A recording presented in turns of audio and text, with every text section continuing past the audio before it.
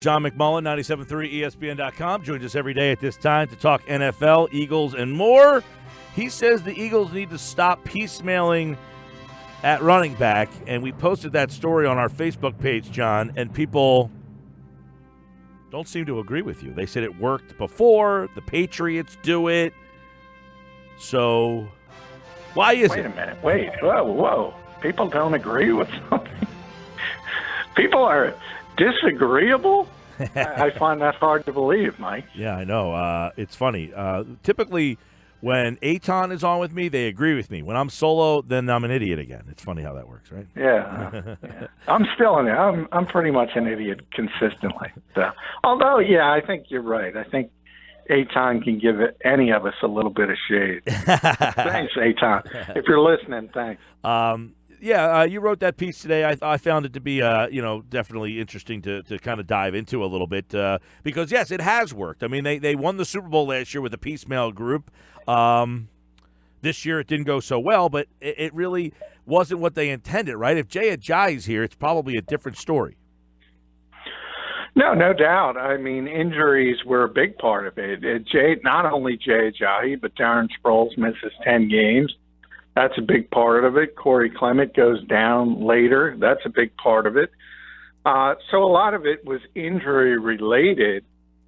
But the main thing is, yeah, it worked. I'm not saying it can't work, but you're making things more difficult by going that route, and more things can go wrong. And it's the fact that you're trying to piecemeal it as far as instead of getting a bigger time back that is more well-rounded. And I think it's common sense to say if you had a insert name, Todd Gurley, Le'Veon Bell, Christian McCaffrey, you're a better football team. And the fact that this team has gone piecemeal now for 3 years, it'll be 4 if they do it again next year.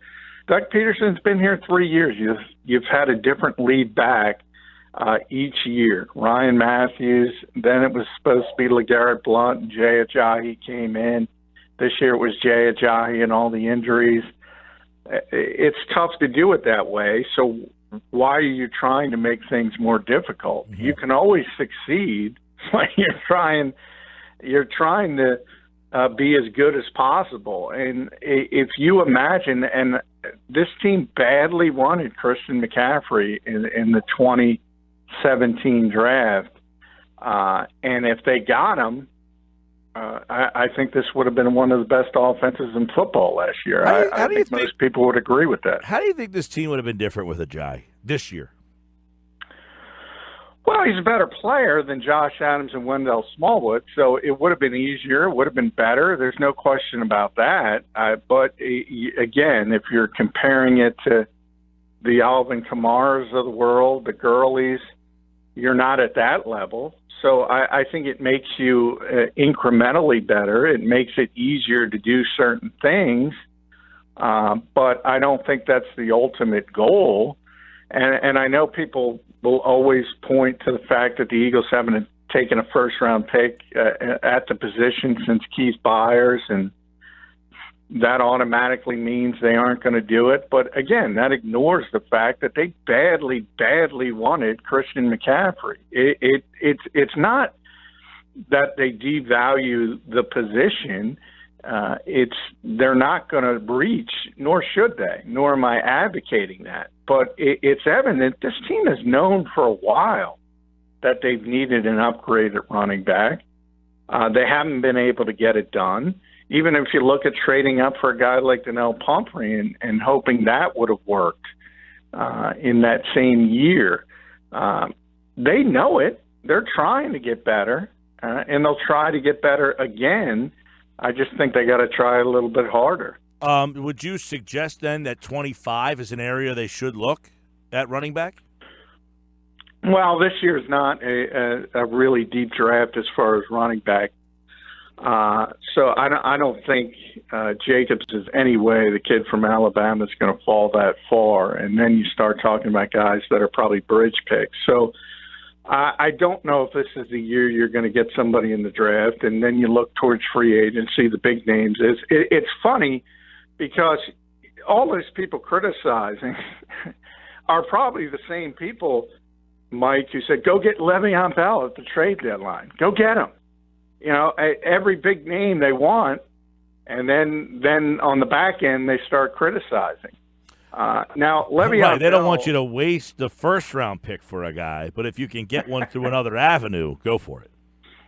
Well, I mean, if you could waste the 25th pick on a talent like Le'Veon Bell, I think you'd do that.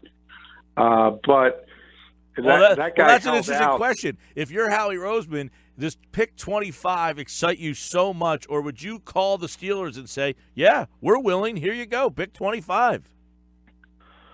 Well, I mean, Le'Veon's going to be a free agent, so you don't even have to do that. But the circumstance is that he held out for a reason, and he didn't hold out to take less money for a perceived contender. He held out to get an historic contract that's likely, from his camp's perspective, going to be the highest paid contract to a running back in league history. So I think getting a player like that is pie in the sky. Will Jeffrey Lurie give the okay to go after Kareem Hunt or somebody of that nature, though? I mean, that would be a perfect fit from a football perspective. How do you view that situation? I mean, there's video, but someone's going to sign him. We know that. Someone's going to sign him. Right. So is that just the take and mentality that we have nowadays? Well, somebody else is going to hire this bad guy. Why not just be us? Well, I don't know. That's people's personal decisions. I don't know. I sense that if the Eagles take that leap and he gets here and plays to the level he would play at, people would forget about it very quickly, to be honestly. But that's not a Doug Peterson decision. That's not a Howie Roseman decision. That's not a Joe Douglas decision. That's a Jeffrey Lurie decision. Right. Only he could give the go-ahead to sign a player like that, and some of the backlash you would certainly have at the beginning. They've done it in the past. Michael Vick being the perfect example in his issues. So they have shown a willingness to give people second chances. And from a football perspective, as I said, he comes from an Andy Reid offense. I mean, that's the reason a lot of people in Chicago are expecting the Bears to sign Kareem Hunt, because it would be such an easy fit to go from Andy Reid to Matt Nagy. It would be an easy fit to go from Andy Reid to Doug Peterson. Yeah. And the Eagles badly need a running back. So, and there, Mark Ingram's going to be on the market, and there are other options as well. Eagles got to get a better back. Yeah. How Simple much? as that. Yeah. How much do you think around the league that the perception of the running back has rechanged back to we need to have one, as opposed to in the past it was, there was. I mean, Kamara was a third-round pick. Would he be a third-round pick again? No, certainly not. I mean, you look at all these redrafts and these Hines. I mean, there were issues with Alvin Kamara as far as him falling that had nothing to do with football. Certainly the talent level, and even people at the time realized he was more talented than a third-round pick. Another player the Eagles wanted in 2017 was Dalvin Cook, and they weren't able to get him. That's a first-round talent who fell to the second round because of other issues. Some teams devalue the position, and some teams don't. I think as a whole, the position has definitely been devalued from where it once was. But I think there's a certain type of running back, and it's the well-rounded guys that I think the Eagles need to get, and it's the Kamara types, the McCaffrey types. You'll see it with not as good with the Patriots all around, but from a pass-catching perspective, James White, and those players are so tough to deal with. You see it in every game. Nobody knows how to deal with them. Nobody knows how to slow them down in those wheel routes. You see it again and again. Tariq Cohen The Eagles did a good job stopping him, but he's the most dynamic player on the Bears offense. All these backs that can catch the football and run it have become the toughest matchups from a defensive perspective in this league. Ajayi have any chance of coming back? Yeah, I like don't on the back. Darby. You explained about Darby that him being hurt might help the Eagles get him back. Same for Ajayi? Yeah, it's the same from that perspective, but he also has further injury issues. You know, with Darby, the instance is he had a torn ACL. Players come back from that injury all the time. In Ajayi's case, it's a torn ACL, plus he had the chronic knee injury to begin with, which is why the Dolphins wanted to move on from him. So there are other issues as far as a degenerative condition that I don't think the Eagles will likely want to bring him back. But as the contract number and the cap number gets lower, there's always that opportunity if other avenues don't work out. I think ultimately they're going to try to improve their position and go outside the organization to do that. John McMullen's with us. Check out that article. Eagles need to stop piecemeal approach at running back. It's at 973ESPN.com right now, and people are commenting away on it at our Facebook page. I do want to never read the comments, Mike. Never read the comments. My favorite comments are the YouTube comments that you get daily. Never read them. I will not. But I know people listen. I will wean myself. Thanks for listening. Yes. People do listen to the YouTube video. In fact, the McMullen YouTube videos are, I don't know where these people are, where they come from. There's 5,000 to 8,000 of them a day listening to those interviews. We thank you. I know. I appreciate it, and they've made it the most popular segment. And while I do appreciate them, I do not read the comments. Smart. I want to ask you something about get into one more Eagles topic before we look at some NFL stuff here, and that is Nate Sudfeld. Okay, people talk about so much Foles and Wentz, but what is Sudfeld's? He is a free agent, correct? He's a restricted free agent. Oh, okay. So he's a restricted free agent, and are the Eagles is he their guy? Is he the new Foles? I think they want him to be the backup. I mean, there's so much uncertainty into how they handle the Foles situation. Ultimately, I think he'll become a free agent. That's my guess, because it's going to be difficult to swing aside and trade. I asked that question, John, and Howie brought this up, and it's been they place a high value on that position. Well, they should. Monetarily. I mean, they understand. Yeah, they understand how important it is to have a confident backup. And we'll know. I mean, when you're a restricted guy, you have to put a tender on a player or rescind them, and then they become an unrestricted free agent. I expect the Eagles to tender Nate Sudfeld, but you have to watch what kind of tender they give him. If they give him an original round tender, which he was originally a 6th-round pick, that shows you maybe they don't think as much about him.